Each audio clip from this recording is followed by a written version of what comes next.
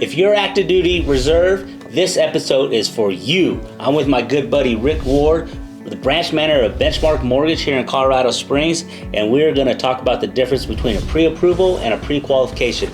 I'm super excited. I'm pumped up. This is for you. You got to pay attention. This is going to be great.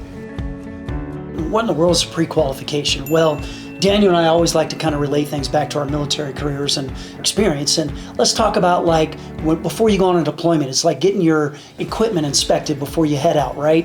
And so a pre-qualification in the home buying world is kind of similar. So a lender's going to look at your credit, they're going to look at your income and your debts, kind of a quick glance over from an application you probably did online, and then they're going to give you the kind of thumbs up that things look good as you submitted.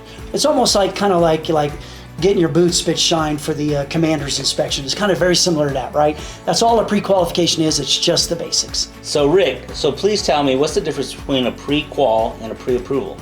Yeah, I'm glad you asked that question, Daniel. So it comes up all the time.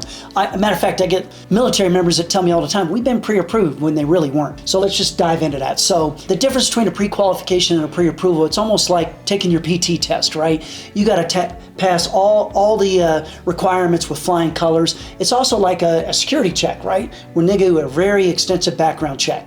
So let's relate that to your VA home loan and trying to get pre-approved. We're going to really look at your finances. We're going to look at things like allotments that are on your LES. We're going to look at your credit and what's that history look like. So we have a good determination of what's the likelihood you're going to pay a loan back. And we're just going to look at some things like your assets, things that you've accumulated over time that really strengthen your file and make you look good. I want you to have 100% certainty that when you put an offer in, if it gets accepted, that deal is going to get done. It's going to get over the finish line. And that's what separates our team from everybody else. So Rick, let me make sure I understand this. So a pre-qualification is like a price range for me to go shop. Is that correct? And a pre-approval gives me the green light with confidence to go put an offer on a house. Is that correct? 100%. And another thing I would add to that, Daniel, is it gets you right on target, that pre-approval, right? Yeah. You don't want to go looking at a house that's maybe you could afford more in your budget or vice versa. You're looking at something you can't afford. You're right on target, making sure that, everything is honed in and focused where you need to be. So let's get that pre-approval then. Heck yeah. Heck yeah.